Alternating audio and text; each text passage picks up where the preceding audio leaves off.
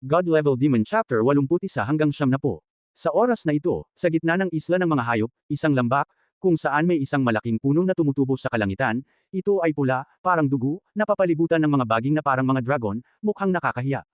Ang itim na putik na lupa ay natatakpan ng mga buto, siksik at siksik, na pawang mga puting buto. Mukhang napaka-invasive, napapalibutan ng nakamamatay na pagpatay. Hoy! Sa oras na ito, 12-dosenang malalakas na figure, parang mga unggoy, ang lumitaw sa tuktok ng isang burol, 2 o 3 kilometro mula sa malaking puno, kaya tiningnan nila ito. Ang ilan sa mga taong ito ay nakasuot ng uniforme ng camouflage, ang ilan ay nakasuot ng bulletproof vest, may hawak na laser gun, ang iba naman ay may hawak na sniper rifle, granada sa kanilang baywang, may mga kalamnan, at armado, na nagbibigay ng nakakakilabot na nakamamatay na pakiramdam. Lahat sila ay may martial arts na 8 langit, at maging ang lakas ng 9 na langit, sila ay lubos na makapangyarihan. Boss, tama talaga ang aming impormasyon.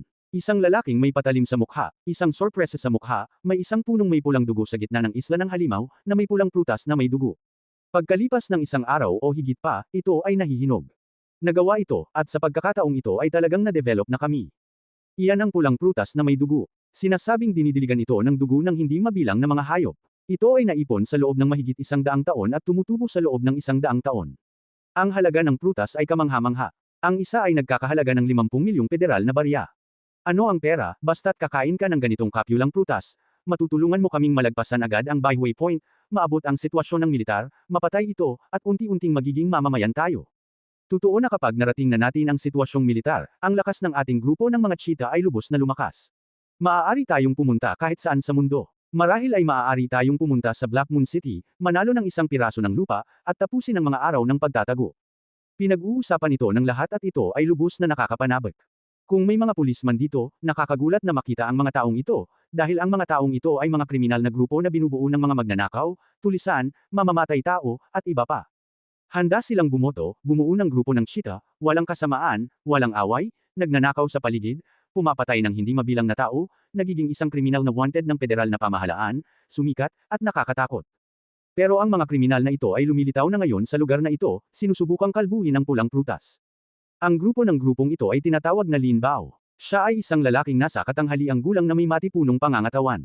Nakasuot siya ng itim na vest at kitang-kita ang mga kalamnan na parang bakal. Mayroong mahigit 100 ng kutsilyo na nakasuot dito, na siyang mabangis. Hindi apurahan. Kumaway si Lin Liuping at kumalma, may mahigit 1 araw pa bago mahinog ang pulang prutas na may dugo. Hindi natin ito maaaring pitasin ng maaga, kung hindi ay tiyak na mababawasan ng kalahati ang bisa nito, na hindi sulit sa pagkawala. At kapag ang pulang prutas na may dugo ay hinog na, ito ay 1,000 milya ang layo, kung kailan ang mga hayop sa buong isla ay magsusugod upang makipagkompetensya para sa pulang prutas na may dugo, natatakot ako na ang lugar na ito ay magiging isang larangan ng digmaan para sa karne, at dapat tayong maging handa para dito. Nang marinig ito, bumaling ang lalaking may kutsilyo, isang grupo ng mga halimaw na walang karunungan, ang mga bambang ito lang, sapat na para ipadala silang lahat sa kalangitan, walang isa ang mananatili. Matagal na silang naghanda para sa planong ito, gumastos ng malaking halaga ng pera, bumili ng malalakas na armas, bomba, at iba pa, para makakuha ng pulang prutas na may dugo, walang mawawala. Sa ganitong kumpletong paghahanda, natural lamang na mayroon silang lubos na kumpiyansa. Boss, may hindi inaasahang pangyayari. Kasabay nito, isang lalaking nakasalamin at payat na katawan na parang unggoy ang lumapit at may hawak siyang mga elektron-ikong instrumento. Na-intercept ko lang ang kalapit na komunikasyon sa radyo at nalaman kong may isang spaceship na mabilis na lumilipad. Ang kanilang destinasyon ay katulad din natin. Isa itong malahayop na isla. Ano, nagulat ang lahat at malungkot ang kanyang mukha. Kung ang kabilang partido ay lalaban para sa pulang dugo, magiging medyo mahirap ang sitwasyon, at baka magkaroon ng matinding labanan. Sino yan? Nagliwanag ang mga mata ni Lin Bao. Sabi ng lalaking nakasalamin, hindi sila nakikipagkompetensya para sa pulang prutas na may dugo, kundi isang grupo ng mga estudyante. Tila sila ay binubuo ng 10 ordinaryong paaralan sa Tianchusheng. Ipinapadala nila ang kanilang mga paaralan sa mga piling tao at pumupunta sa isla ng halimaw. Siyempre, mayroon ding mga guro, mga gwardya ng sasakyang pangkalawakan at iba pa. Sinabi niya ang katalinuhan na alam niya. Mga estudyante, pupunta sa Beast Island para mag-practice. Kumunat ang noo ng kutsilyo sa harap ng lalaki. Naku, hindi ko inaasahan na mangyayari ang aksidenteng ito. Medyo abala ito. Hindi naman sa ganoon, napakalaki rin ang isla ng mga halimaw, na may lawak na 100,000 kilometro kwadrado. Totoo na ang mga estudyanteng iyon ay papunta na para magsanay at maaaring hindi makapunta ng malayo sa isla ng halimaw. At mga estudyante lang naman yan, hindi yan banta sa amin. Hindi nag-aalala ang mga estudyante. Natatakot sila sa mga gurong kasama nila. Isa silang mga banta. Hindi simple ang mga taong ito. Pinag-uusapan ito ng lahat, sinasabi ang kani-kanilang mga alalahanin, at biglang naging marangal ang kapaligiran. Takot sa utot. Ngumisi si Lynn Leopard, mayroon tayong mga bomba, baril, sniper rifle, at kumpletong mga armas. Kahit na may malalakas na manlalaro sa militar, hindi natin kailangang mag-alala. Hanggat maglalakas loob siyang lumitaw, 2 o 3 kilometro ang layo, maaari rin nating barilin ang pinuno ng militar. Kung hindi ka sasama, kung maglalakas loob kang sumama at gusto mong agawin ang pulang prutas na may dugo kasama namin, patayin mo sila. Mayroong malalim na pagpatay sa kanyang katawan. Isa itong tiyak na mamamatay tao na hindi mabilang na gangster, uhaw sa dugo at malupit, at walang awa. Sa katunayan, hindi mo kailangang masyadong mag-alala. Sabi ng lalaking may salamin, alam na alam ko na ang mga paaralang ito ay may mga karanasan. Sa pangkalahatan, ang mga guro ay mananatili sa spacecraft at hindi madaling makakagalaw. Tutal, mga karanasan ito ng mga estudyante. Kung susunod ang guro, mababawasan ang kahulugan ng mga pagsubok. Kung walang mangyayari, hindi sila aalis sa spacecraft. Ito ang patakaran. Kaya, kailangan lang nating maging alerto sa mga estudyanteng iyon. Sinabi niya ang alam niya. Mga estudyante, yung mga babaeng hindi lumaki. Akala ko estudyante ako noong una. Tumigil na lang ako sa high school dahil nahikayat ang guro na manakit. Ngumiti ang lalaking may kutsilyo. Kung maglalakas loob silang pumunta rito, dapat ay magaling ako. Mahal ko sila. Nako, sabi nga may mga babae rin na sumubok na sa pagkakataong ito. Ang astig nito, mga high school girls, parang hindi pa nasusubukan ang taste ng babaeng ito. Talaga nga, dati-rati kailangan gumastos ng pera ng mga babaeng iyon. Ayos lang na huwag gumastos ngayon. Medyo interesante, siguro medyo masaya itong aksyon na ito at pwede kayong maglaro. Isang grupo ng mga gangster ang ngumiti at ang kanilang mga mata ay nalantad sa mabangis na liwanag. Isa itong mapanganib na liwanag. Sige, huwag kang magsalita ng walang kwentang bagay. Kumaway ang pinuno ng pangkat, si Lin Bao, ng kanyang kamay, humanda ka agad sa akin. Kung may mangyaring mali, mag-ingat ka at nabalatan ko ang balat mo.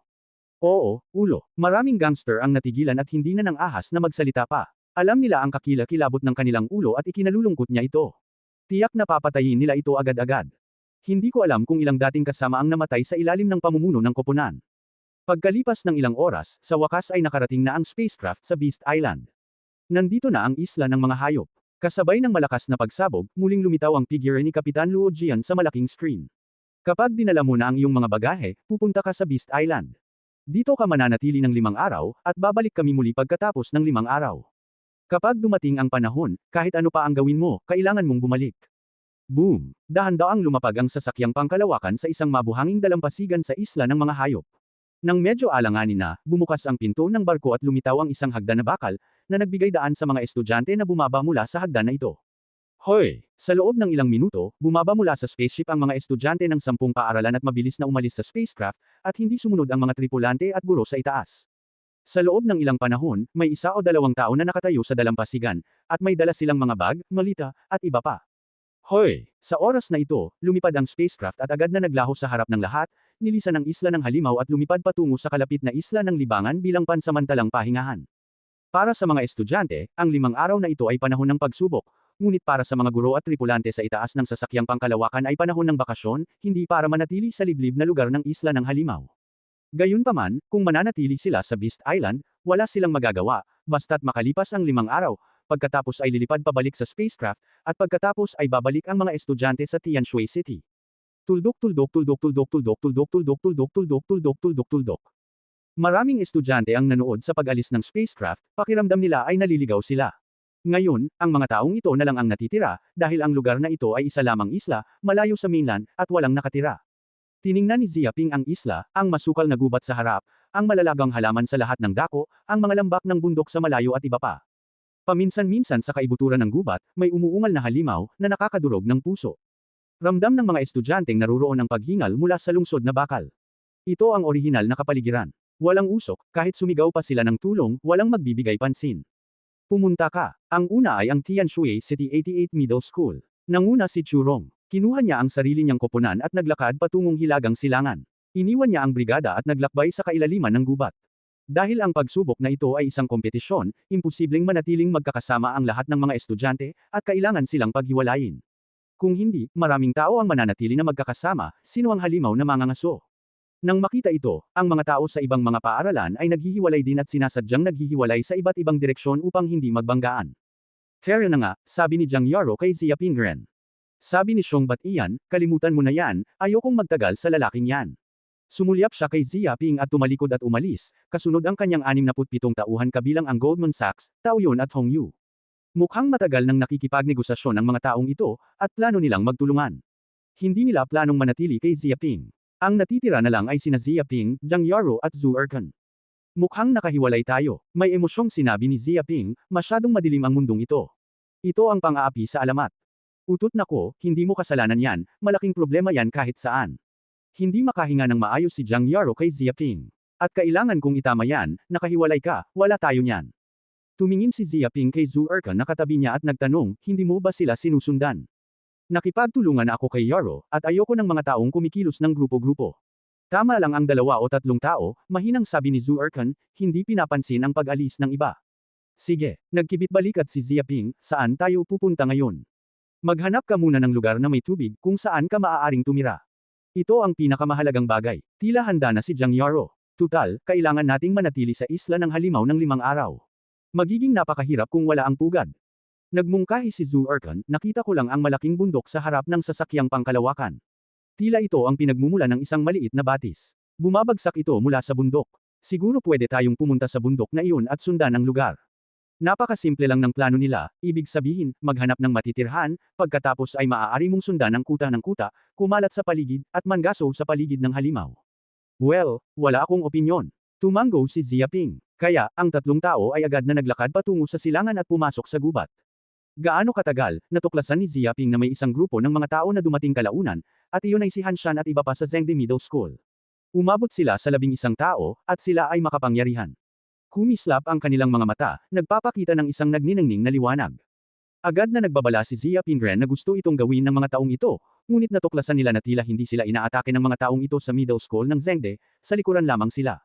Saan kaya pupunta ang 3, si Han Shan at ang iba pa ay tila may pinupuntahan, hindi kalayuan sa malapit, nakasabit lang sa likod, parang mga nakasabit na bota, hindi nagkakalat ang mga multo.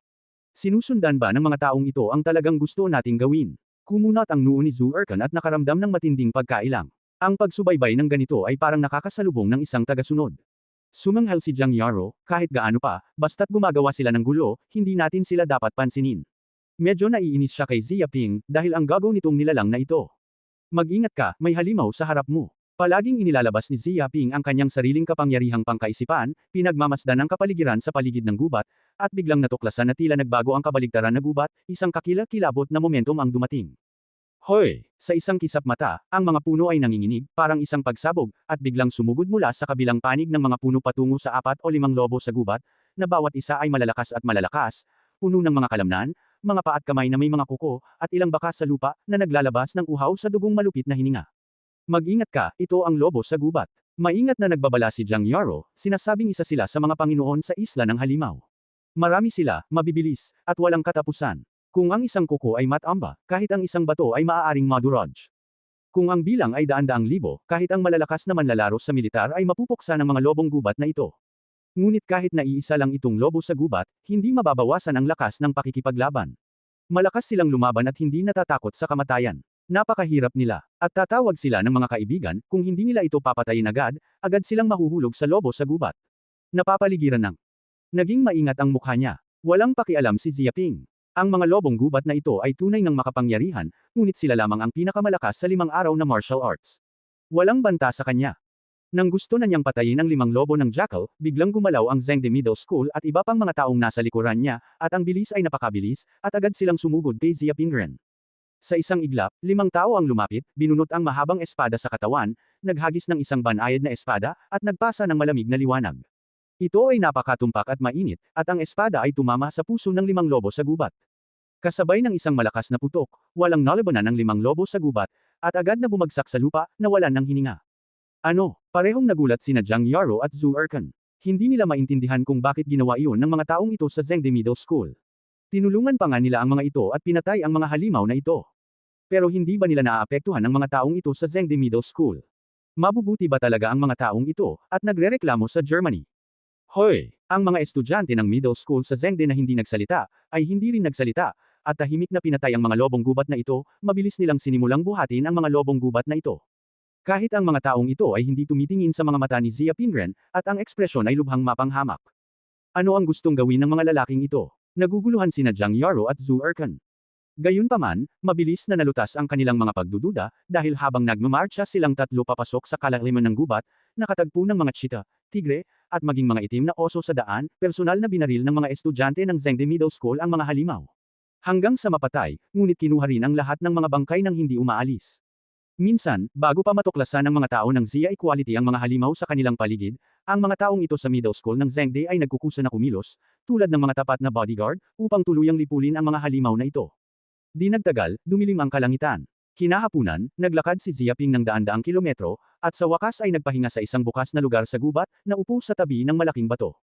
Si Han Shan at ang iba pa ay nakaupo sa isang lugar na hindi kalayuan kay Ziaping Ren. Mukhang pagod na pagod sila. Plano nilang mag-camping sa bukas na lugar na ito at maglabas ng mga kagamitan sa kusina at maging ng mga sleeping bag. Kaya nagsimula silang mag-ihaw agad, ang material ay natural na yung halimaw na nanghuli lang, nilagyan ng pampalasa na mantika at iba pa, at kumalat ang amoy. Hoy! Biglang tumambok sina Jiang Yaro at Zhu Erkan, dahil hindi sila kumain ng kahit ano sa isang araw, hindi man lang sila uminom ng tubig, at kinailangan nilang maglakad ng napakatagal, at hindi maaaring magutom ang sikmura. Nako, napakasama naman ng grupo ng mga lalaking ito. Napaigtad si Zhu Erkan. Sa wakas ay naintindihan na niya ang gustong gawin ng mga taong ito sa Zhengde Middle School. Tinulungan sila ng mga taong ito na lipulin ang mga halimaw sa kanilang paligid, hindi para protektahan sila, kundi para gutuman sila. Dahil hindi sila maaaring magdala ng anumang pagkain mula sa sasakyang pangkalawakan, ang tanging pagkain ay matatagpuan lamang sa isla ng mga halimaw. Natural, ang karne ng mga halimaw ang pinakamasarap na pagkain. Maaari sana nilang hunihin ang mga halimaw na ito bilang hapunan ngayon, ngunit nagulo sila ng mga tao sa Zhengde Middle School. Hanggang ngayon, wala pa silang mahanap na biktima, at lahat sila ay ninakawan ng mga ito. Mayroon talagang napakaliit na paraan. Galit na galit din si Jiang Yaro, pero kailangan din niyang aminin na nakakadiri ang kabilang panig. Tutal, tao pa rin naman sila, at talagang kailangan nila ng pagkain para mapanatili ang kanilang pang-araw-araw na lakas. Kung hindi ka kakain, kahit na mas malakas ang martial arts, hindi pa rin ito makakapag-experience siya ng masyadong lakas sa pakikipaglaban. Isang hapon pa lang, medyo nagutom na sila. Kung mayroon pa silang 1 o 2 araw, kailangan na nilang isuko ang pagsubok at ibalik sa sasakyang pangkalawakan para maging katatawanan. Siguro sa oras na iyon, sila na talaga ang unang taong magugutom sa panahon ng mga pagsubok. Medyo matalino rin naman. Kumurap ang mga mata ni Ziaping, at masasabi niyang natumbok talaga ng kabilang panig ang mga pangunahing punto nilang tatlo. Napakahirap makahanap ng pagkain sa walang nakatirang lugar sa Beast Island. Ang tanging paraan ay patayin ang mga halimaw na iyon, ngunit ngayon ay naharangan na rin ang daang ito, at maging ang mga ligaw na prutas sa daan, at iba pa, ay kinolekta na ng mga taong ito, at nakakahiya ang trabaho. Kung magpapatuloy ka sa ganitong paraan, tiyak na magugutom sila at mawawalan ng lakas. Saka lamang sila papatayin. Tuldok tuldok tuldok tuldok tuldok tuldok tuldok tuldok tuldok tuldok tuldok tuldok. Sa oras na ito, ang kampo ng Zhengde Middle School. Haha, tingnan mo ang mga mata ng mga yan. Tinatayang gutom na silang lahat ngayon. Tumawa at ngumisi ang isang estudyante sa Zhengde Middle School. Hindi ako masyadong kumain buong araw, pero nakapaglakbay din ako ng malayo. 100 kilometro, kahit malakas ang martial arts, hindi nito matiis. Kanina pa niya pinagmamasdan ang reaksyon ni Ziaping Ren. Hoy, tingnan mo ang mga mata ng ilan sa kanila at alam mo na, parang nagmamadali lang tayo para makuha ang karne natin. Gusto mo bang sumama? Kung maglalakas loob kang lumapit, bibigyan namin sila ng leksyon at bubugbugin hanggang mamatay. Kahit nasabihin pa nila sa guro, may dahilan pa rin tayo para siguraduhing masunurin sila. Kailangan kong sabihin na ang malaking panlilin lang ni Han ay napakagaling, at malilinas ang mga ito nang walang anumang kahirap-hirap. Simula pa lang ito, kung nagugutom ka na para sa isa pang araw, alam mong napakasarap nito. Maraming estudyante ang nag-uusap tungkol dito. Nakatingin silang lahat kay Ziaping Ren. Tuwang-tuwa sila at ginagamit ito bilang isang masayang laro. Sumanghal si Han Shan at tiningnan si Ziaping ng may pagmamaliit, dahil lang sa gusto akong kalabanin ng kawawang batang ito, hindi ko alam kung paano mabuhay at mamatay. Sa kaunting tulong, mapapatay ko siya. Sandali lang, siguradong hihingi siya ng awa sa atin sa loob ng 3 araw. Maaari mo silang ipahiya paminsan-minsan, at ito ang pagkakasala ni Han Shan. Pinisil niya ang kanyang kamao at itinutok ito sa dibdib. Tumanggo rin ang ibang estudyante, walang makain, kahit malakas na martial art, sapat na ang 3 araw para maggutom sa isa't isa, hindi humihingi ng awa, naghihintay pa ba itong mamatay. Malinaw na patay na itong si Ziaping sa pagkakataong ito. Tuldok tuldok tuldok tuldok tuldok tuldok tuldok tuldok tuldok tuldok tuldok tuldok. Narinig din nina Jiang Yaro at Zhu Erkan ang tawanan mula sa Zhengde Middle School. Bigla silang namutla at alam nilang pinagtatawanan at kinutya silang tatlo ng kabilang panig. Nako, hindi ako naniniwala na hindi ko talaga mapapatay ang mga halimaw na iyon. Kinagat ni Zhu Erkan ang kanyang mga ngipin. Kapag kumakain tayo, pumupunta tayo sa biktima at tiyak na mahahanap natin ito. Umiling si Jiang Yaro, walang silbi. Marami silang tao. Maaari kang magpadala ng 5 o 6 na tao para sumunod sa amin. Ang ilan ay kakain, ang ilan ay magbabantay, magpapalitan sa pagpapahinga, at maghihintay sa trabaho. Paano tayo lalaban sa kanila? Malinaw naman, sinusubukan nilang gawing buong puso tayo. Nang marinig ko ito, napaungol si Zhu Erkan at labis na nag-aatubili, kinain ba tayo ng mga walang hiya na iyon? Walang magagawa si Jiang Yaro, dahil napakalaki ng agwat ng lakas sa pagitan ng dalawang panig, walang paraan para lumaban. Hindi ba't pagkain lang yan? Ano to? Hindi mo na kailangang manghuli at pumatay ng mga halimaw, magaan na sabi ni Xia Ping. Ano? Parehong nahihiya sina Zhu Erkan at Jiang Yaro, at hindi ko alam ang ibig sabihin ng mga sinabi ni Xia Ping. Kumain ka na lang. Pagkasabi niya noon, agad na kumuha si Xia Ping ng pagkain mula sa sarili niyang pakete, inihaw na kordero, baka, baboy, at mga burger, pizza, ham, at maging mga panghimagas. Kaagad, napuno ng matapang na aroma ang hangin, at ang mga kuto sa tiyan ay napukaw. Ito, napaawang ang bibig ni Jiang Yaro, mga pagkain ito, saan mo nakuha yan? Natulala rin si Zhu Erkan. Pero alam nila na kapag bumaba sila sa sasakyang pangkalawakan, napakahigpit ng inspeksyon. Hindi maaaring magdala ng pagkain. Kahit tubig ay hindi maaaring magdala. Pero ang mga pagkain ito ay tila mapanlin lang, isa-isa mula sa pakete ni Xia Ping, na talagang hindi ka panipaniwala. Ito ay isang sekreto. Bahagyang napangiti si Xia Ping dahil ang mga pagkain ito ay ipinagpalit sa kanyang hate value, at napakamura ng presyo. Mayroon nito ang isang hate value. Siyempre, hindi na niya kailangang magpaliwanag patungkol sa ganitong bagay. Sekreto. Sina Jiang Yaro at Zhu Erkan ay lubos na nagtataka. Gusto nilang lahat maintindihan, napakahigpit ng seguridad, kung paano nagdala ng pagkain ang lalaking ito mula sa spacecraft. Tumango si Xia Ping. Oo, sekreto lang yan. Siyempre, kung ayaw mong kumain, hindi ako nag-aatubiling. Kumain ako. Nang marinig ito, agad na sinabi ni Jiang Yaro at Zhu Erkan na matagal nang gutom ang kanilang mga tiyan, at nagawa na nila kung paano nakuha ni Xia Ping ang mga pagkain ito. Sa madaling salita, punuin muna ang tiyan. Kaya agad nilang kinuha ang pagkain at nagsimulang kumain. Dumampot din si Xia Ping ng isang paa ng tupa. Natuklasan din ng mga tao ng Zhengde Middle School ang mga kilos ni Xia Ping ren. Bulalas ng isang estudyante, tingnan mo, naglabas ang asterisk ng maraming pagkain mula sa pakete, naku, may karne ng tupa, baka, ham, pizza, burger. Aalis na ako, nandyan pa ang mga inumin, darating na sila. May picnic ba rito? Berde ang kanyang mukha, bakas ang inggit at puot. Imposible. Sumigaw ang isa pang estudyante, hindi ba sinasabi ng kapitan na bawal magdala ng pagkain sa ilalim ng spaceship? May ilang estudyante na gustong tumawid sa dagat noon, pero nahuli agad sila ng guro at binigyan ng leksyon. Nang umalis ako sa spacecraft, nagkaroon ng laser scan. Anumang pagkaing nakatago sa katawan ko ay walang kwenta. Paano nadala ng bata ang pagkain mula sa spacecraft? Sa sobrang gulat niya ay napatingin siya kay Xia Ping ren na kumakain at nakaramdam ng matinding pagkailang. Nakakapagtanong ba ito? Naglakad pabalik ang bata sa pinto. Malungkot na sabi ng isang matabang estudyante, tingnan mo ang pera at lakas ng pamilya mo, hayaan mong buksan ng mga guro ang kalan at hayaan silang palihim na magbaba ng pagkain. May ilang nagtanong, pero hindi ba estudyante ng 95th Middle School ang batang ito? Puro mahirap lang ang mga estudyante sa paaralang iyon, paano sila magkakaroon ng pera para makabili ng guro? Sino ang nakakaalam kung ano ang nangyayari dito? Baka magkakilala ang lalaking ito at ang kapitan, at kung may pagkakaibigan mula sa nakaraang henerasyon, iiwan niya ito sa likod ng pinto. Kung hindi, saan nanggaling ang pagkain? Sumisigaw ang matabang estudyante. Totoo na kung hindi mabibili ang kapitan, imposibleng gawin ito. Mukha namang aso ang kapitan. Hindi ko inaasahan na magiging ganito rin pala. Binili ko ito ng sulit. Ito ang realidad ng mundong ito. Walang pera o kapangyarihan ang nahuhuli at napapatay. Kung mayroon kang pera at kapangyarihan, magiging malaya at madali ka, at sisirain mo ang lahat ng uri ng mga patakaran sa lipunan. Walang magagawa. Sa ilalim ng edad ng mundo, ang mga tao ay hindi matanda. Paano magagawa ito ng isang tao? Madalas pumunta sa likurang pinto, kukulog. Isang grupo ng mga estudyante mula sa Zhengde Middle School ang nagngangalit ang kanilang mga ngipin at nakaramdam ng galit. Tumatakas sila mula sa sasakyang pangkalawakan ng walang dala. Ang mahirap lang ay ang pumatay ng mga halimaw, pumitas ng mga ligaw na prutas, at magkaroon ng pagkain. Pero magaling ang batang ito, at makakapagdala ka ng maraming pagkain direkta mula sa sasakyang pangkalawakan. Hindi mo kailangang magtrabaho ng husto para masiyahan sa lahat ng uri ng pagkain. Ang ganitong uri ng pag-uugali ay labis na walang prinsipyo. Bukod pa rito, pawang mga estudyanteng pinalayaw ang kanilang mga gamit. Hindi naaabot ng 10 daliri ang Yang Chun Shui. Kadalasan, walang pagkakataong pumunta man lang sa kusina. May isip ang lasa ng pagkain mula sa barbecue, at walang paraan para ikumpara ito sa karaniwang chef. O, masarap itong kainin, at imposibleng isipin na masarap. Sa oras na ito, mayroong masarap na amoy mula kay Xia Ping, na tila naglalaman ng higit sa 100 mga pampalasa. Ito ay mabango at nakakairita, at ikinababaliw nito ang mga estudyante ng Zhengde Middle School. Maliwanag, ang mga pagkain ito ay niluluto ng mga matataas na chef.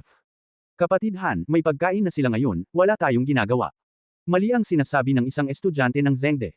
Sa simula, gusto nilang pilitin ang kabilang panig na yumuko dahil gutom na sila. Halos patay na ang tatlong lalaki, pero kung saan nila gustong makuha ang mga ito, hindi na kailangang mangaso pa. Sa huli, biro lang pala ang ginawa nila. Ang mga mukha ng ibang mga estudyante ay napakapangit, at napakasama nila na naiisip nila si Ziaping, ang kasuklam-suklam na anak, na tiyak na pinagtatawanan sila. Hindi ito walang silbi. Naikuyom ni Han Shan ang kanyang kamao at kinagat ang kanyang mga ngipin, hindi ako naniniwala. Ang dami niyang dinalang pagkain mula sa spaceship. Kailangan nating gumugol ng 5 araw sa isla ng Halimaw.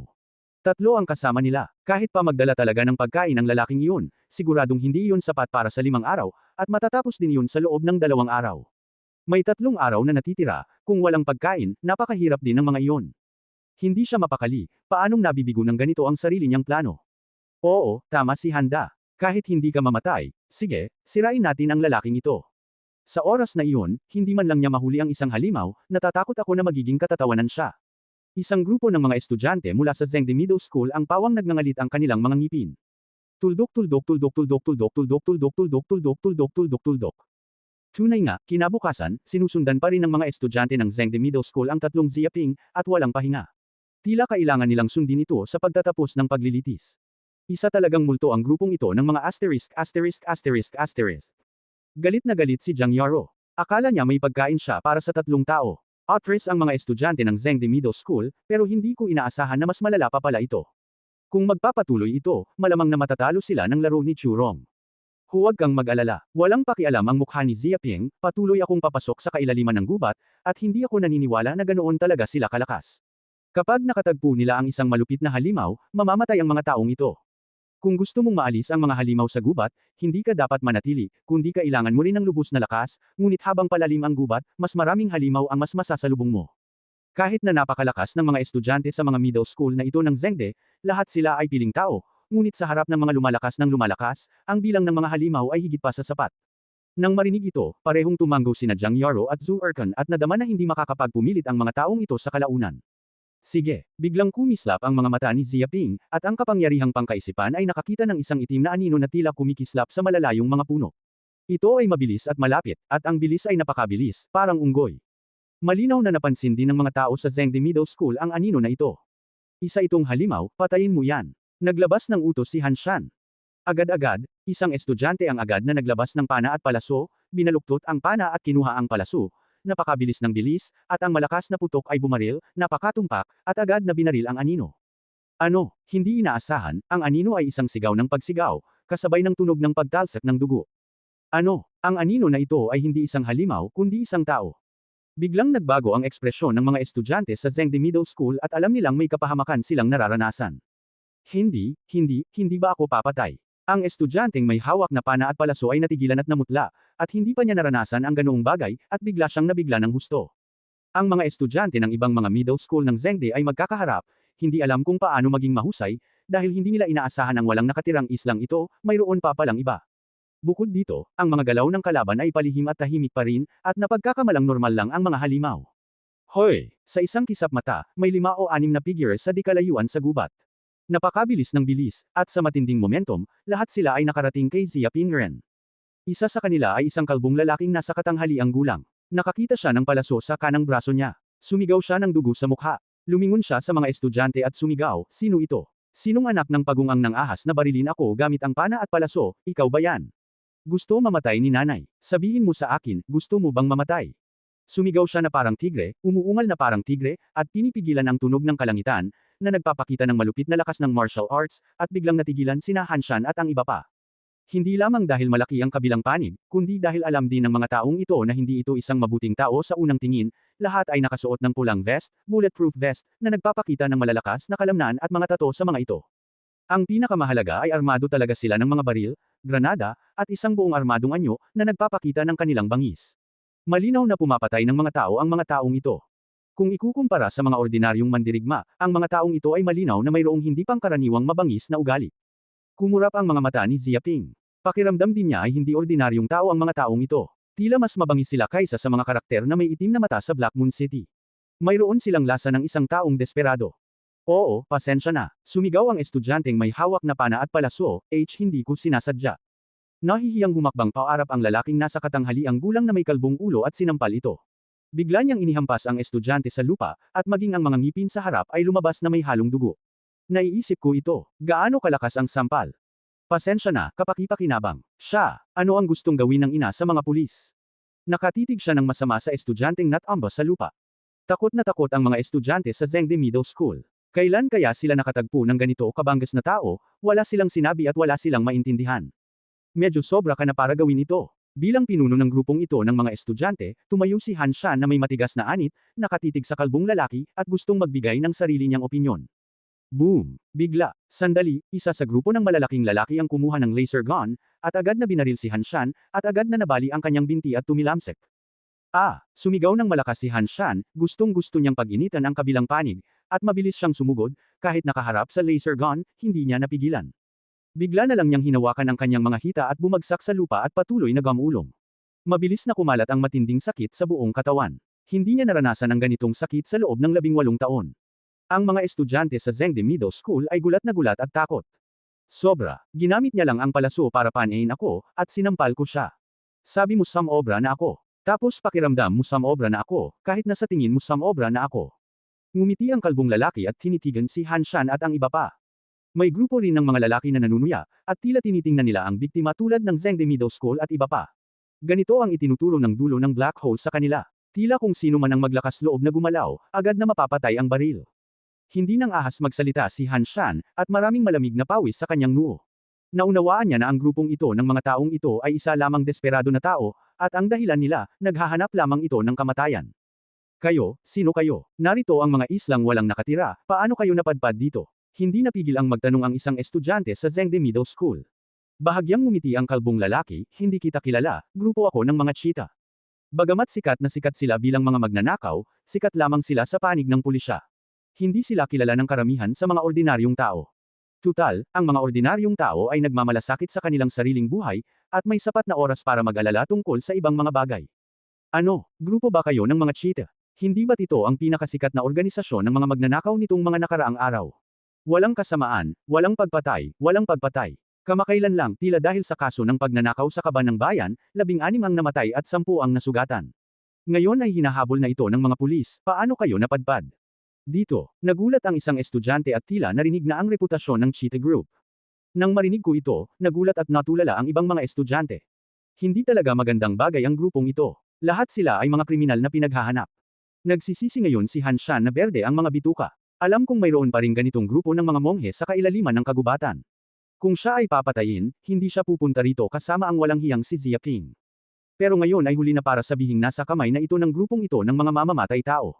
Medyo interesante. Maalam din ang anak ng estudyante mo. Paano mo nalaman ang tungkol sa amin? Kilala na ba ang reputasyon namin? Hindi inaasahan ng kalbong lalaki at ng iba pa. Sumigaw ang estudyante, pulis ang tatay ko. Ito pala ang nangyari. Biglang napagtanto ng isang grupo ng mga tao na hindi nakakapagtaka na pamilyar ang batang ito sa grupo ng mga cheetah. Ito ay dahil sa mga dahilan ng kanyang pamilya. Kung ang ama ay isang pulis, hindi nakakapagtaka na malaman ang katulad na impormasyon.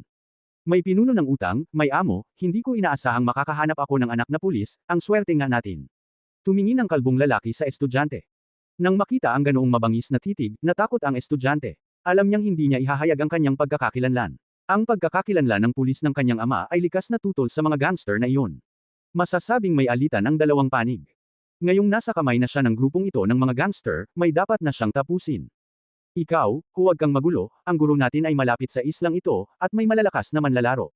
Kapag pinindot natin ang help button at dumating ang guro para sumagip, tiyak na mamamatay ka, nauutol na sabi ng estudyante.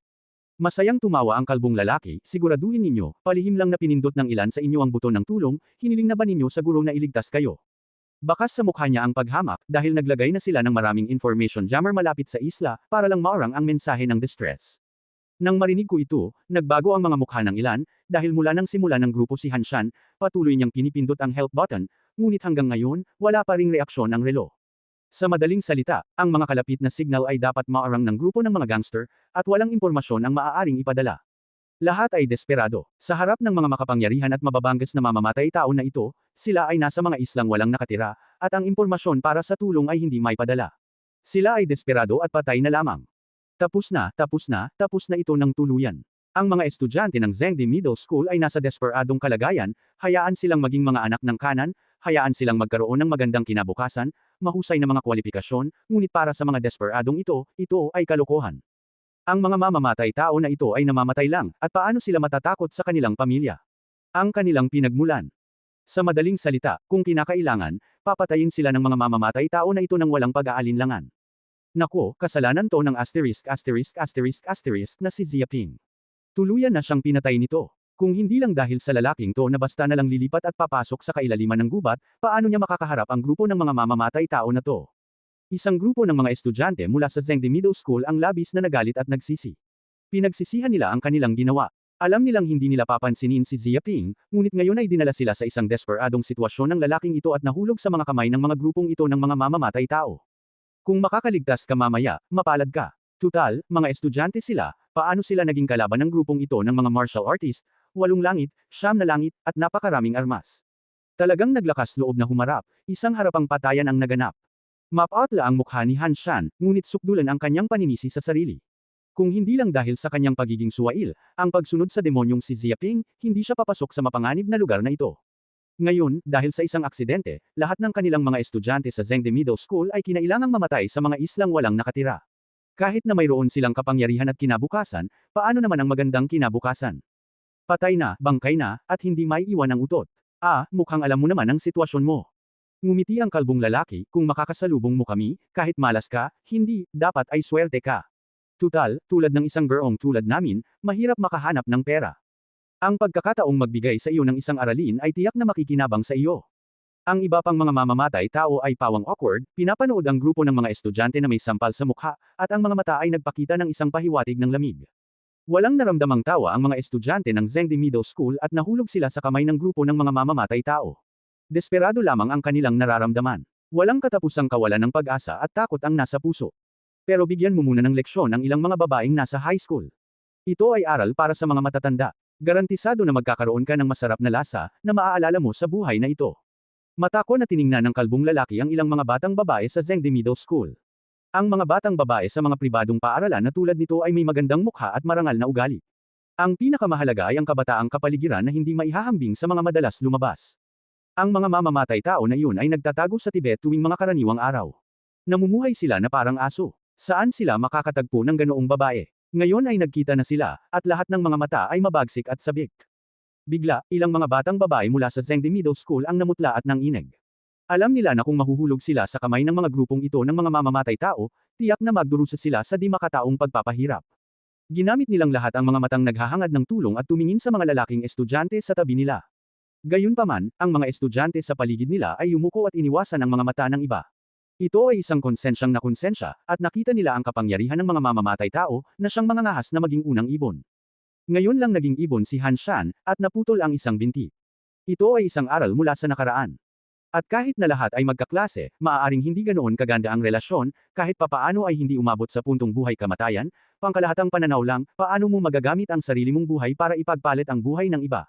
Hindi pa kasama rito ang sitwasyong ito na maaaring walang epekto kahit pa mapalitan ito ng buhay. Bigla, ang mga batang babae ay naging desperado, at ang kanilang mga mata ay nawalan ng magawa, at hindi na nila maipagmamalaki ang nakaraan. Boss, sa tingin ko magaling ang dalawang babae sa kabilang panig. Ang isa sa kanila ay matubig, at maalikabok ang ugali. Wala akong mga bulaklak noong nasa high school ako. Ngumiti ang isang mamamatay tao at tinitigan si Jiang Yaro sa tabi niya.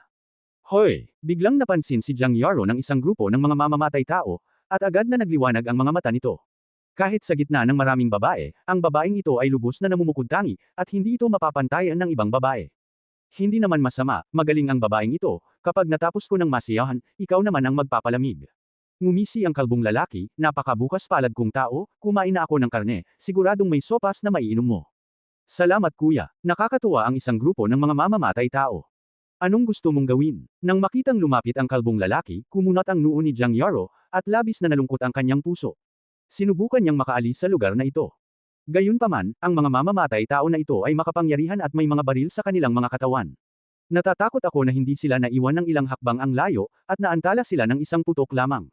Kasing lakas sila ni Han Shan at iba pang mga martial artist na hindi kayang lumaban. Mapatla rin si Zhu Erkan, hindi niya inaasahan na makakatagpo siya ng ganoong bagay. Hoy, anong gagawin ko? Mukhang bata ka pa naman. Hindi ko nga alam kung ano ang ginagawa ko rito. Mas nasiyahan ang kalbong lalaki. Tiyakin mo sa akin na dahan-dahan kitang tuturuan. Nagngingit-ngit ang mga ngipin ni Jiang Yaro. Kahit na masunog siya kasama ng grupong ito ng mga mamamatay tao, hindi siya kailanman mapapahiya. Bigla, isang figure ang tumayo sa harap ni Jiang Yaro. Isang grupo ng mga tao ang labis na namangha. Matapos kong basahin ang nakaraan, nakita ko si Ziaping na nakatayo sa harap ni Jiang Yaro. Mahinang sinabi niya sa kalbong lalaki, kayo ang grupo ng mga cheetah, bigyan ninyo ako ng mukha, umalis na kayo. Hindi sila yung mga babaeng kaya mong ipaglaban. Natigilan si Jiang Yaro. Hindi niya inaasahan na tatayo si Ziaping sa oras na ito. Gusto kong malaman na ang grupo ng mga tao sa Zhengde Middle School ay karaniwang may mas mataas na mata kaysa sa itaas, at hindi sila makikita sa parehong paraan. Hindi ako makapaghintay na maging isang ostrich at magkulot sa lupa. Pero ngayon, ang walang hiyang lalaking ito ay naglakas loob pa ring lumabas. Ang mga estudyante sa Zhengde Middle School ay nanunuya sa puso. Lumabas ang batang ito, ngunit may utot. Pagkatapos lumabas, hindi ito napahiya ng mga gangster na ito. Talagang hanggal na malaman na hindi siya isang kalaban.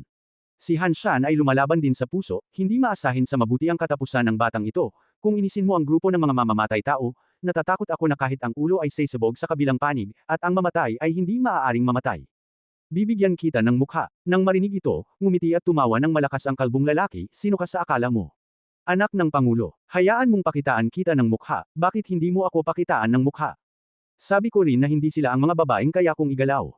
Paano ako makakagalaw? Ang kulit mo. Nang biglang lumabas ang boses, tiningnan niya si Ziaping nang may paghamak, at sinubukang hulihin si Jiang Yaro. Sa sandaling ito, walang saysay na nagpaputok si Ziaping, parang isang ulupong, pinupunit ang hangin at ginawang kutsilyo ang palad. Kamao ng ahas may laso na ahas palabas ng butas.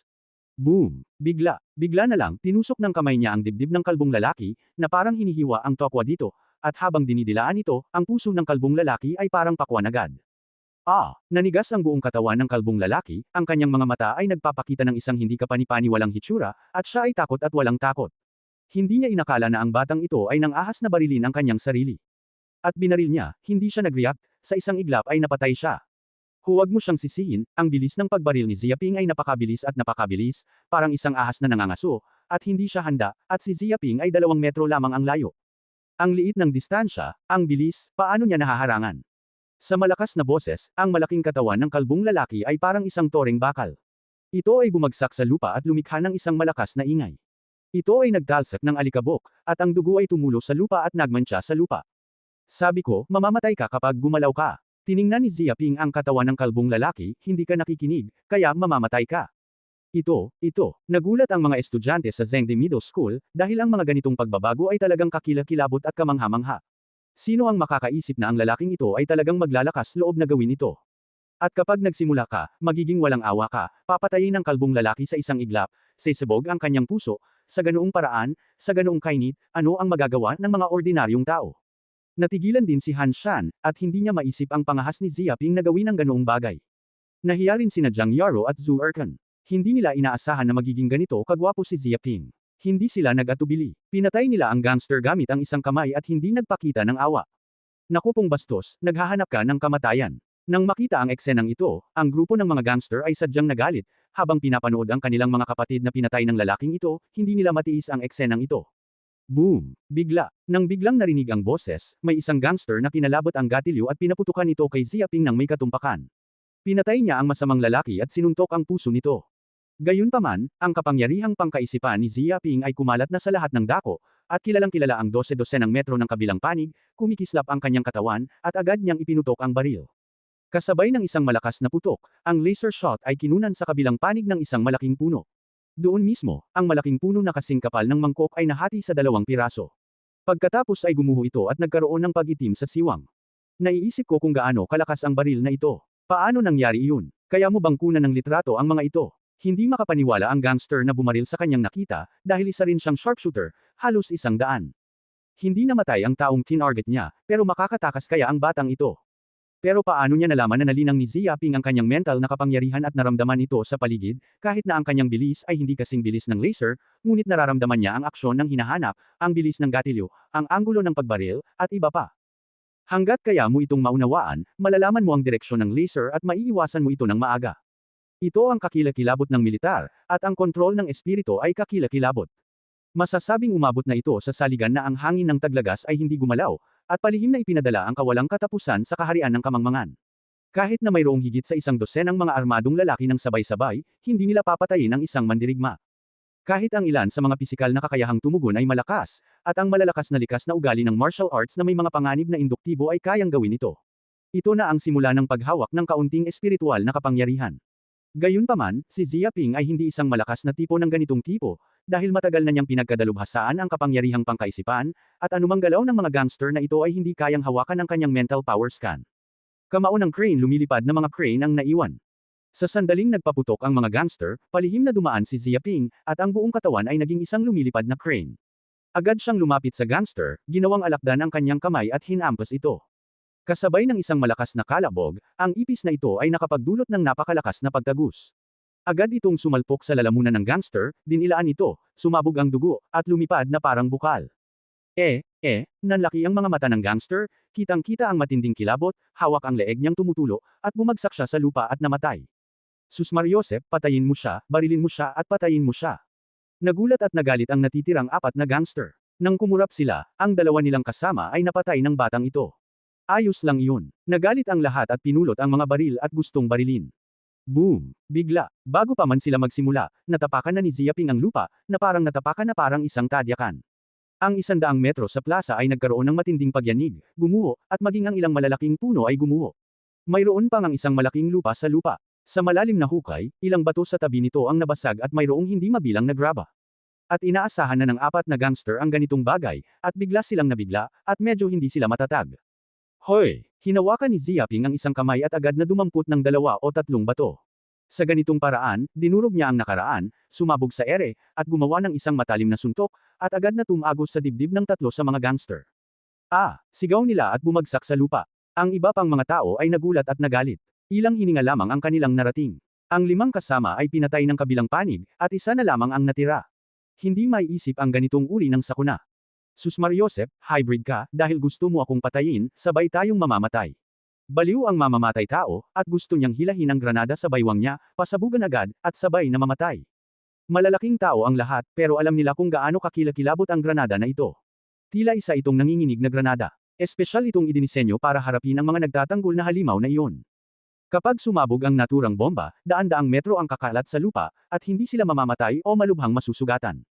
Sa oras na ito, si Jiang Yaro, na nakatayo sa likuran, ay gumalaw, at ang galaw ay parang kulog, at ito ay parang kulog, at ito ay binaril ng walang kabuluhan, parang palad ng puting jade.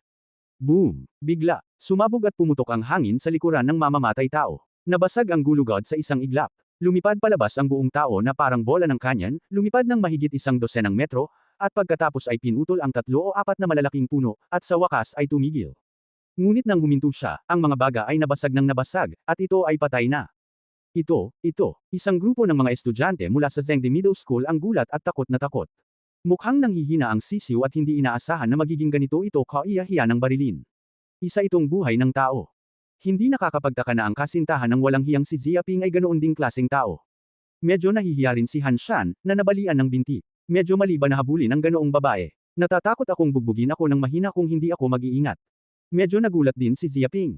Hindi niya inaasahan na magiging ganito kabangga si Jiang Yaro, nang walang anumang psikolohikal na balakid. Matapos mapatay ang isang tao, nahihilo rin si Jiang Yaro, ngunit wala ng ibang paraan para gawin ito. Hindi naman sa namamatay ang mamamatay tao, ibig sabihin, namamatay sila, at hindi sila nag-aalangan. Itim. Sa oras na ito, tila tumunog ang ugnayan sa kalbong lalaki, at kumikislap ang pulang ilaw na tagapagpahiwatig. Hoy! Sa oras na ito, lumabas ang tagapag-ugnay na may magaspang na boses, ikaw na kalbo, ano ang sitwasyon mo ngayon? Sagutin mo, bigyan mo ako ng agarang sagot. Pigil ang hininga ng lahat, napaka-awkward, hindi nila inaasahan ang grupong ito ng mga gangster at kasabwat. Anong problema? Bakit ayaw mong sagutin ang kalbong ulo, may problema ba? Kailangan mo ng tulong. Tumigil ang boses at medyo nakaramdam ng kakaiba, kaya nagtanong ulit ako. Boom! Bigla, mabilis na humakbang si Xia Ping at tinapakan ang pangdugtong gamit ang isang paa. Sa sandaling iyon, ito ay naging isang piraso ng lupa, at hindi na muling may parating ang boses ng estranghero. Bueno, may mga kasabwat ang grupong ito ng mga gangster. Ngayon ay napatay na ang kanilang mga kasama, at tiyak na babalik sila para maghayganti. Marangal ang mukha ni Jiang Yaro, at agad niyang naisip ang mga kahihinatnan nito. Isang estudyante sa Zhengde Middle School ang natakot, isumbong ninyo ang guro, isumbong ninyo agad ang guro. Hindi ito paglilitis, kundi pagpatay. Kung magpapatuloy tayo sa ganitong paraan, tiyak na papatayin tayo. Huwag kang magbiro, paano mo ire-report ang guro? Hindi mo pa ba nasubukan? Hindi kayang ipasa ng contactor sa relo ang signal, at hindi alam ng guro sa barko ang ginagawa natin ngayon. Hindi naman kailangan, dapat may tiyak na saklaw ang signal blocker ng kabilang panig. Hanggat wala tayo sa saklaw na ito, magagamit natin ang signal para kontakan ang guro. Sino ang nakakaalam kung gaano kalawak ang sakop na ito? Huwag mong kalimutan, tinarget na tayo ng grupo ng mga gangster. Hahabol ang mga tauhan nila anumang oras, kahit saan, natatakot ako na hindi ka pa umaalis sa sakop na ito, napatay na sila ng grupo ng mga gangster. Oo, hindi ordinaryong bilanggo ang grupo ng mga gangster, malamang naroon ang mga armado, may mga granada, at sniper. Maaari nila tayong patayin pagkatapos ng ilang kilometro. Paano kung hindi ka makatakas, manatili ka rito at maghintay na mamatay? Maraming estudyante ang takot at labis na nabibigatan. Pawang mga estudyante lamang sila. Saan na sila nakaranas ng ganitong krisis ng buhay at kamatayan, at hinabol na sila ng mga ganitong kriminal. Hindi maiwasan ng mga taong naruroon ang mapatingin kay Xiaoping, dahil ang lalaking ito ay nakapatay ng napakaraming mamamatay tao at nakapagligtas sa kanila. Sa kasong ito, ang mga opinyon ng mga makapangyarihan ay karapat-dapat pakinggan. Hindi na kailangang tumakas. Mahinahong sinabi ni Xiaoping, kahit hindi sila dumating, papatayin ko sila. Malinaw niyang sinabi na sa malupit na gubat, kung sino ang mangangahas na harapin ang lobo, ang unang mamamatay. Sa kabaligtaran, ang sinumang maglalakas loob na gawin ito ng desperado, ay iinom ng lobo at iiwan ang kanyang buhay. Baliw, baliw ka. Tumingin si Han Shan kay Xiaoping na parang baliw. Sabi niya, kilala mo ba sila? Grupo sila ng mga cheetah, isang gang na pumapatay ng mga tao nang hindi kumukurap, at 12 ng mga mamamatay tao ang mga ganoon. Lahat sila ay martial arts, 8 langit, at maging ang pinakamalakas sa 9 na langit, kumpleto sa armas. 5 o 6 na ganoong mamamatay tao lang ang sapat para patayin tayo. Gusto mo pa rin ba silang patayin? Maaari mong patayin ang iilang taong ito, dahil lang sa ginulat tayo ng mga mamamatay tao na ito at ginawang malaking bagay ang tagumpay. Kapag talagang binigyan ka nila ng pansin, siguradong wala ka ng paraan para makatakas. Hindi ako mababaliw sa'yo, kailangan kong umatras, bumalik sa spaceship at sabihin sa guro.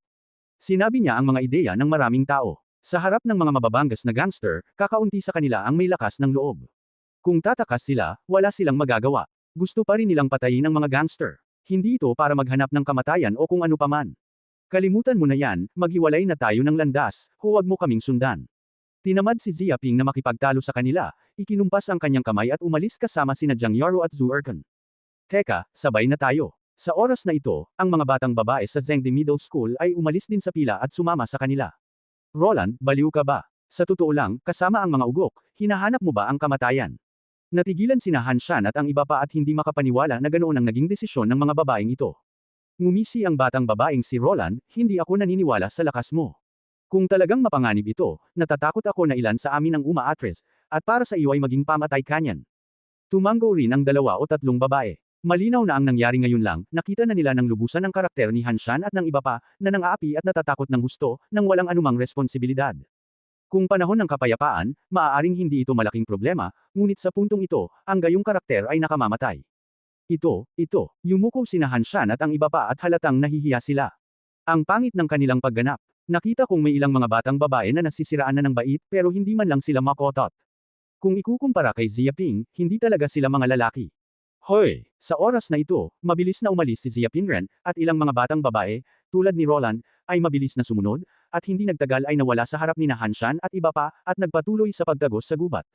Kapatid na Han, ano na ang dapat nating gawin ngayon? Nagtinginan ang iba pang mga batang lalaki at kinailangang tumingin sa nag-iisang puso ng bundok Han Shan. Medyo nabigla sila. Kung nagseselos ang mga babaeng iyon, tara na. Nagngingit-ngit si Han Shan at bahagya pang tumayo. Kakatapos lang niya ng ilang agarang paggamot. Pansamantala lang itong gawain. Sa madaling salita, aalis tayo sa lugar na ito at ipapaalam sa guro. Dahil ganito ang naging desisyon ng mga babaeng iyon, tinatamad na akong kontrolin kung paano sila mamamatay. Muntik na siyang magalit sa sunog, at ang planong ito ay hindi lamang hindi napunta kay Xiaoping, kundi nasugatan pa siya ng mga gangster, at maging ang reputasyon ng paaralan ay bumagsak ng malaki. Maging ang mga babaeng dating sumasamba sa kanilang sarili ay siniraan ang sarili mo. Susmariosep Xiaoping, hindi pa ako tapos sayo.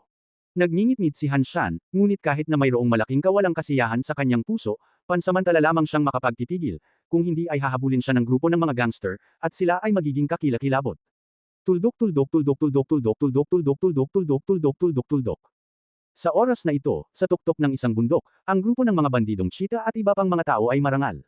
Nang tingnan ang pakikipag-ugnayan na naging abalang tono at hindi na makatanggap ng tunog, Ang pinunong si Lin Leopard ay may malungkot na mukha. Dahil hindi niya makontak ang sarili niyang mga tauhan, maiisip na ang mga lalaking iyon ay tiyak na mababait. Boss, walang tunog sa kalbong ulo, malamang itinanim lang yan. Kinagat ng isang lalaking may kutsilyo ang kanyang mga ngipin. Naikuyom ni Lin Leopard ang kanyang kamao, sinabihan ko siyang huwag manganak sa labas ngayon, pero hindi niya ito pinakinggan. Naghanap pa nga siya ng ilang estudyanteng babae para maglaro at magsaya, at ang resulta ay isang aksidente. Mga batang nag-aaral ang mga taong iyon, pero malalakas din sila sa martial arts. Mayroon ding mga taong kaakit-akit. May mga henyo na mga ngahas sumumpa, at mamamatay na. Galit na galit siya, hindi lamang sa kalbong ng ahas na labagin ang sarili niyang mga utos, kundi galit din na may mga taong ng ahas na patayin ang sarili nilang mga tauhan. Boss, dapat iulat ang puot na ito. Kinagat ng lalaking may kutsilyo ang kanyang mga ngipin. Siguro hindi mabilang ng taong pumatay sa ating grupo ng mga cheetah. Siguradong duguan ito. At kapag natakasan na sila ng mga estudyanteng ito, dapat nilang kasuhan ang kanilang mga guro sa paaralan. Pagdating ng panahon, dadalhin nila ang malaking pangkat. Matatapos na tayo at dapat nating patayin ang lahat ng mga estudyanteng ito. Hindi nananatili ang isa, nagpakita siya ng kahinahunan sa kanyang katawan. Kumuha ka ng isang maliit na pangkat at pinatay mo sila. Isiniwalat ni Lin Bao mula sa kanyang mga ngipin ang nakamamatay na pagpatay kay Mori. Oo, nakakatuwa ang lalaking may hawak ng kutsilyo. Sa kailaliman ng gubat, isang kuweba. Hoy! Hindi mabilang na mga laser ang ipinutok sa ere, binomba sa putik, sumabog sa isang lubak, tumama sa isang bato at agad itong pinutok, na ikinabasag at nadurog. Isang hininga lang, nawasak ang lugar na ito at bumulwak ang dilaw na usok. Nako, ang lakas ng apoy ng grupo ng mga gangster ay masyadong malakas. Malungkot ang mukha ni Jiang Yaro. Hindi siya maaaring lumabas sa kuweba.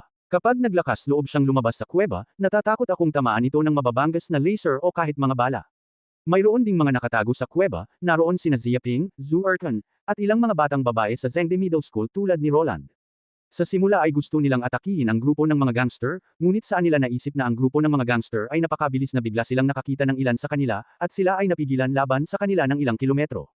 Walang paraan, kailangan nilang magtago sa kuweba at pansamantalang iligtas ang kanilang mga buhay.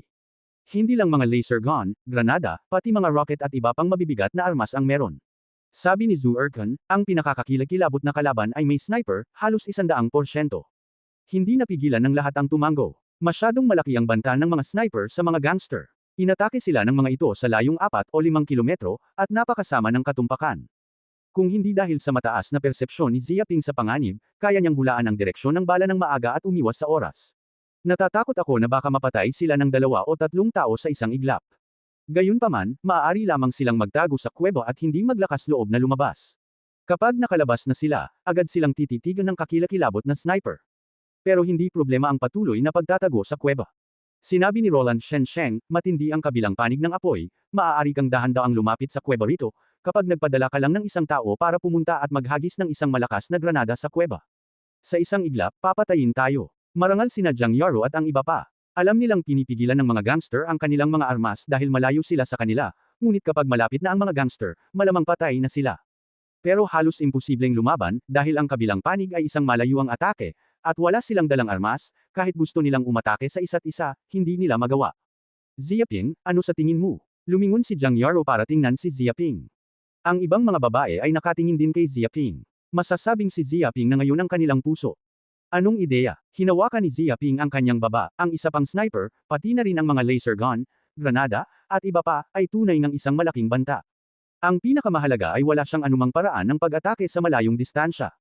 Sa pag-iisip nito, naantig ang kanyang puso, system, mayroon ka bang anumang mahusay na mga diskarte sa nakatagong armas? Kaya mo bang atakehin ang kalaban ng malayuan? Punong abala, dumating ang tunog ng sistema, mayroong isang martial art na tinatawag na Nailhead 7 Arrows. Ito ang pinakadakilang paraan ng sikretong armas. Nililinang ito ng husto, at ang kapangyarihan nito ay hindi mas mababa kaysa sa North Guardian. Gumagamit ito ng kakaibang puwersa sa pulso upang ihagis ang nakatagong sandata, na napakalakas at pumapatay ng hindi nakikita. Kahit na ito ay pagsasanay lamang, kaya nitong patayin ang kalaban sa loob ng ilang kilometro. Kung marating mo ang kaharian ng Docheng, maaari mong patayin ang kalaban sa isang mundo. Wasakin ang kaluluwa. Bumubamba ang bibig ni Zia Ping, at parang napakalakas ng ehersisyong ito, pero kakayanin ba niya ito? Sa totoo lang, hindi pa kayang bayaran ng host yan ng pansamantala. Napakalinaw ng sistema tungkol sa kalagayang pinansyal ni Zia Ping, pero mabibili mo ang unang antas ng mga ehersisyo, 2,000 halaga ng puot, na tiyak na sulit sa pera. Bueno, ako ang bumili. Si Zia Ping ang nagkusa. Ganitong klase ng ehersisyo nga ang kailangan niya ngayon. Natutunan niya ang nakatagong sandata, kaya kahit ilang kilometro pa ang layo, kaya niyang patayin ang kalaban, para hindi siya matakot sa mga baril na hawak ng mga gangster. Dagdugdog. Sa sandaling ito, isang mainit na agos ang agad na pumasok sa isipan ni Ziaping, at hindi mabilang na mga bibig ang damaloy sa kanyang puso. Tila gumagalaw ang kanyang mga kamay sa mga bulaklak at paru-paro, at napakaraming ilusyon sa hangin. Ilang paghinga lang, natutunan niya ang unang patong ng gawaing may 7 palaso. Magaling. Nahalata ni Ziaping na matapos matutunan ang pagsasanay na ito, tila doble ang lakas ng kanyang mga kamay kaysa dati, at mas tumindi ang lakas ng kanyang palso. Ibig sabihin, gamit ang isang daliri para dahan-daang tumalon, maaaring itapon ang isang bato ng ilang kilometro. Kung gagamit ka ng kakaibang paraan ng nakatagong armas, ang kabagsikan nito ay talagang nakakatakot. Ziaping, anong problema mo? Naramdaman ni Jiang Yaro na medyo kakaiba ang ekspresyon ng mukha ni Ziaping kaya't hindi niya namamalayang nagtanong siya. Nang marinig ito, sinabi ni Ziaping, wala lang, may gusto lang akong sabihin sa iyo, huwag kang mag-alala. Wala ka bang dapat ipag-alala? Kumurap ang lahat ng mga babae at hindi maintindihan kung bakit sinabi ito ni Ziaping. Nagtaka pa nga si Jiang Yaro at nagtanong, mayroon ba kayong magandang paraan para malutas ang grupo ng mga gangster? Napakasimple lang ng paraan. Lumabas ako at pinatay ang lahat ng mga gangster na ito, magaan na sabi ni Ziaping. Utut. Nawalan ng pag-asa ang ilong ni Jiang Yaro. Ano ba itong na pamamaraan? Kung kaya mong patayin ang mga gangster na iyon sa simpleng paraan, hindi sila magtatago sa kuweba ng ganito. Gusto ko pa ring patayin lahat ng mga gangster. Natatakot ako na paglabas ko ng kuweba, mabaril ako ng isa pang sniper. Hindi niya tiningnan si Ziaping. Dito ka nagtatago, babalik ako kapag nakaalis na ako. Hindi nagpaliwanag si Ziaping, ang malaking kamay ay sumugod, pumutok, binasag ang isang bato sa tabi nito, dumampot ng graba at inilagay sa bulsa, at nagmamadaling lumabas ng kuweba. Ziaping, baliw ka ba? Nagulat sina Jiang Yaro at ang iba pa at gustong huminto, ngunit huli na, dahil napakabilis ni Ziaping, kaya agad siyang umalis ng kuweba. Tuldok tuldok tuldok tuldok tuldok tuldok tuldok tuldok tuldok tuldok tuldok tuldok. Sa oras na ito, walang kabuluhang pinapanood ng grupo ng mga gangster ang kuweba, at paminsan-minsan ay kinakalabit ang gatilyo, at isang laser ang bumaril sa paligid ng kuweba, na ikinagulat ni Ziaping rin, ang kanilang mga ekspresyon ay napakarelax. Ang may ulo ay ang lalaking may hawak ng kutsilyo. Matapos matanggap ang utos mula sa amo, agad nilang inutusan ang pag-atake at biglang sinalubong ang Ziaping rin. Hoy, kawawa naman talaga ang grupo ng mga estudyanteng yan, kaya mamatay ka na, at makipagkita ka sa amin, piling-pili ang mga cheetah na yan.